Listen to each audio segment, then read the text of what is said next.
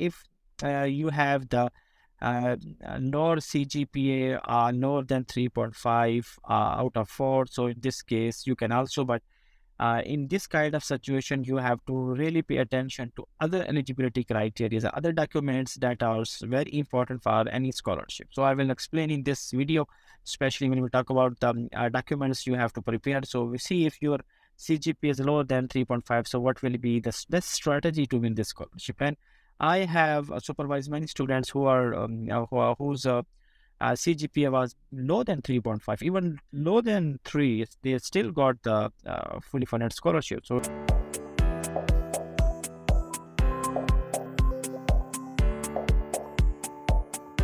hello and welcome to my computer screen, fully funded Malaysian International Scholarship MIS 2023 and 2024 for Master and PhD program.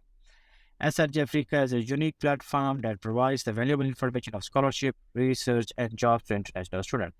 The main objective of SRJAFRICA is to develop a sustainable future in this world. Every year, the government of Malaysia announces the fully funded scholarship for international students. In this video, I'm going to talk about these fully funded scholarship. So first of all, let's talk about the table of contents, involves eligibility criteria, what financial benefits this fully funded Malaysian International Scholarship among is providing to international students. Then we will talk about the documents you have to prepare for this scholarship. I will also show where you have to create an account and you have to upload all these documents and fill your information. And then we will also talk about the deadline of this scholarship and finally some contact information.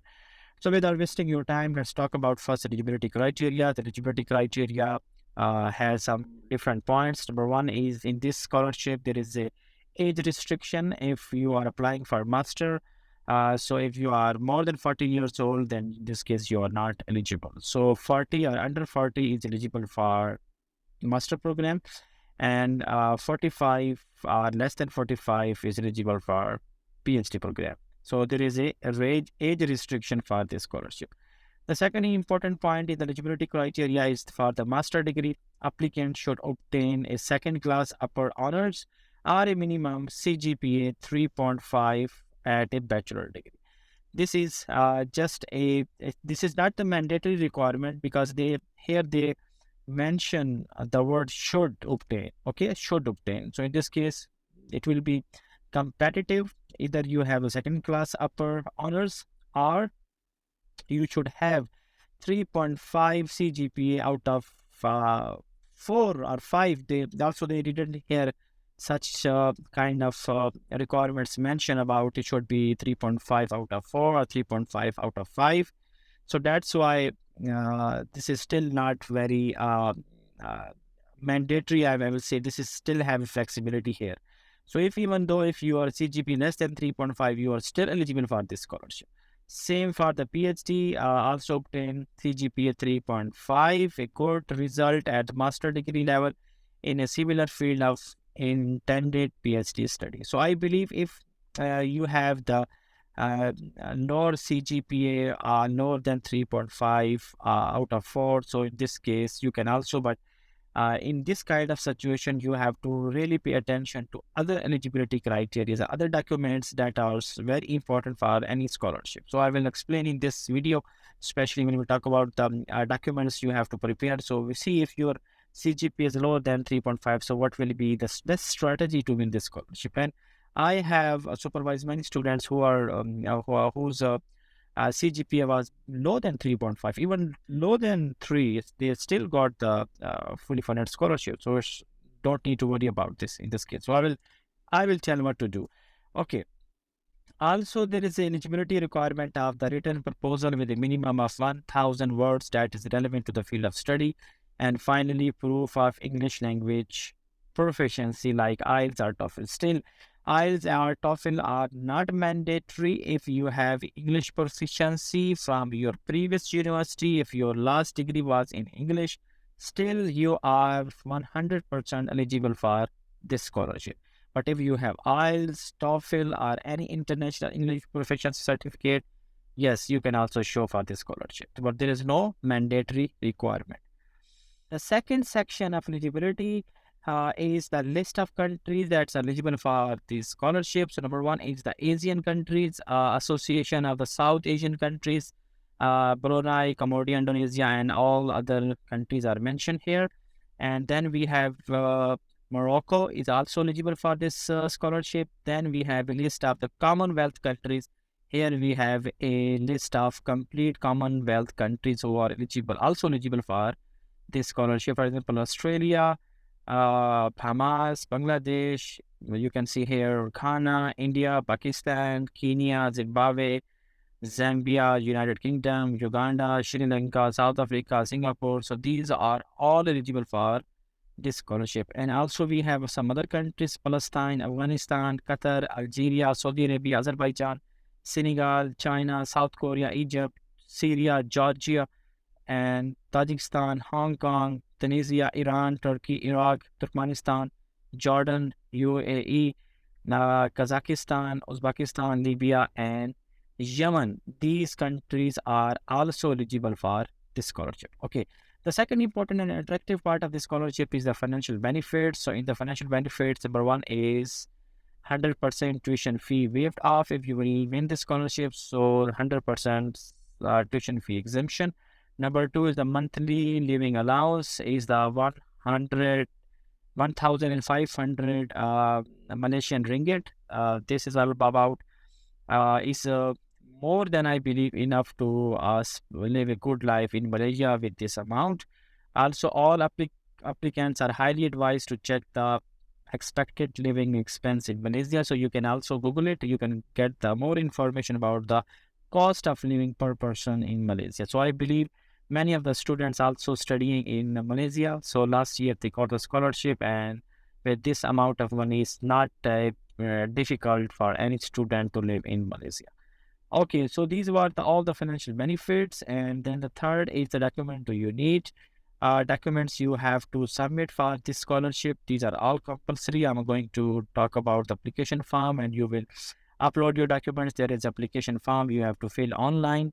Then the certificate of passport evidence, nationality, minimum 6 month validity. So your passport must be valid, at least 6 month validity. Expiry date before expiry should be the 6 month gap.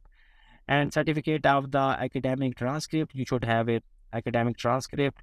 Record of all the courses taken throughout the degree program must be reflected in the academic transcript, where you have all study transcript, have all the details. Sometimes also called DMC, the detail marked certificate. It's also transcript, where you have all the information of all the courses you study in bachelor or master.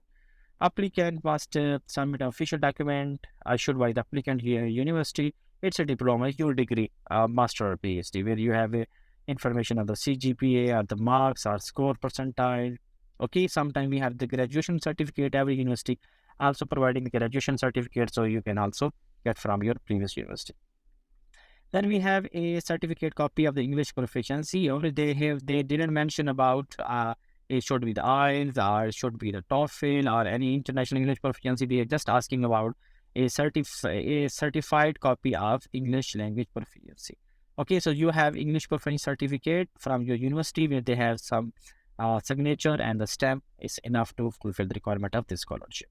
Okay, so, and then we have the letter of recommendation. 2 letter of recommendation you have to get from your supervisor. From, if you are applying for a master, so you have to get from the bachelor. If you are applying for the PhD, you have to get from your master professor from the previous university.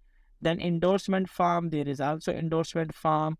Especially this is called acceptance letter in other term. When you will apply for, especially for the PhD program, so you have to contact the supervisor first. You can ask about to be your supervisor, and also can ask the acceptance letter. Acceptance letter means he or she will mention, I will be his or her supervisor for this scholarship. Our area of research match with each other, so he contact me, will explain, or she has to write these kind of things, and I have to give you a letter. That is called endorsement letter or acceptance letter. That will help you to enhance to increase the chances to get the scholarship. But if you don't have, still you are eligible for the scholarship. This is not a like you have to provide at any cost. Just it will enhance. Yes, this letter will make your chances higher for the scholarship. But if you don't have, still you can apply for the scholarship. Admission letter if from the Malaysian university. So if you have already, for example, I'm going to show also in this video the list of universities, so you can also get admission from the university, and then you can get a offer letter, admission offer letter, and you can use for that admission offer letter for this scholarship is also okay. Or you can also go when you will apply for the scholarship, fill all the information. So you have to choose in list one university from the list where you are interested to get the scholarship. So this is also fine. Okay, and then CV is the second last, and finally a research proposal. So I believe, as I mentioned, if your CGPA is less than 3.5 or even less than 3 out of 4, so my strategies here, you have to focus on your research proposal. You must have to show the effective and high quality research proposal, number one. Number two, try your best to get the endorsement form. It will also help you to increase your chances of scholarship. Okay. And the third thing, if you are, for example, recommendation letter. Yes. So who are the professors who are giving the recommendation letter to you? If they have a high profile professor, so in this case, even though if your CGPA is little lower than the required CGPA by this scholarship, and if you provide these three documents, very effective, high quality, so in this case, it also will fulfill the requirement of this scholarship. I mean, it will enhance your chances. But if your CGP is 3.5 and also these three documents you can prepare very good, so in this case, you have a higher chances to get this culture. What I have learned from for last 5 to 7 years that I supervise more than 500 students. So this is the case all the time. The committee who are not only focusing on the academic performance of the student, also as well as the other types of documents that they're submitting for for scholarship to that university. Okay. So my suggestion is this: if your CGP is lower than 3.5, focus on the research proposal, focus on your acceptance letter and letter of recommendation. Okay. Next is application process. First, I want to show about the different list of programs, list of master programs. Here you can say almost all academic fields are available under MIS Scholarship Malaysia for Master and PhD. So it should be a list of Master and PhD both. And PhD. Okay. So science and engineering, all science and engineering fields are for Master and PhD, agriculture and fisheries, economics and Islamic finance, information and communication technology, biotechnology, biosecurity and food safety, infrastructure, environmental studies, health, not including nursing, medicine, clinical pharmacy are not the part of their list of master and PhD program. Here is the note. Applicants may choose any related course within the area of mentioned. So when you will create your account on their portal, when you will start applying for this, so you will get more information about these different programs. Means science and engineering is a school of science and engineering. In this, there are many different programs are available. Okay, so you don't need to worry about if your exactly your area of study is not available, but you have to focus on the field first, school first, and go inside and get more information about your master or the PhD program. Okay. And then I'm going to show the different universities who are providing a scholarship under this Malaysian International Scholarship Program. So here is the list of university. These are also, all universities are very good and prestigious and have a high QS ranking in the world. So I believe it's a good opportunity for the international students. Okay, so here is the list of universities in Malaysia. Those are providing the scholarship. Okay, then I'm going to show the link where you have to create an account. The link is also available in the description below. So I'm going to show where you have to, here is the Malaysian International Scholarship. Okay, click on it. And here we have the all this information. Okay, here you can get. And now I'm going to show where you have to apply for this scholarship. Okay.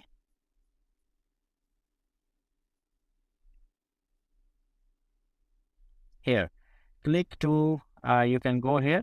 Again, you can see the click here to MIS online application system. Okay, click on it. You can easily sign up. And you have to here mention PhD or master, for example, PhD. your passport number, your passport, confirm password, email, date of birth, and nationality. Okay. And then register your account. Simply, here you can get more information about the guidelines. These are the guidelines of the scholarship. Okay. And simply you have to register for this, their online apply application portal. Go inside, upload all the documents, fill all the information, and submit your application. It's a very simple and easy process. Okay. The next important part of this scholarship is application timeline. The last date to apply for the Malaysian International Scholarship 2023 and 2024 in Malaysia for the international students is May 18th, 2023. So you have, I believe, enough time to apply for this scholarship. So 18th of May 2023 is the deadline. And finally, I'm going to show the contact information of this scholarship. If in case if you have any further information to inquire, you can send the email. This email address, international at the rate of mohe.gov.my, Malaysian. If you have any technical issue, for example, while submitting your application to this scholarship on their online application portal, you can take a screenshot and also send email to same email address, international at the rate of mohe.gov.my, in case of any technical assistance or help. Okay, and if you have any further queries, so please leave a comment. I would like to answer all your queries on time. Also, we have a WhatsApp group where students are asking the question. So I am immediately responding to all the queries. So please also join our WhatsApp group and share with your friends. And if you have a query, you can ask and you will get the immediate response. If you are new on this channel, so please subscribe to my channel and press the bell icon so you will get the notification of all my future videos on time. See you in the next video with a more valuable information of other country scholarship. Take care. Have a good day.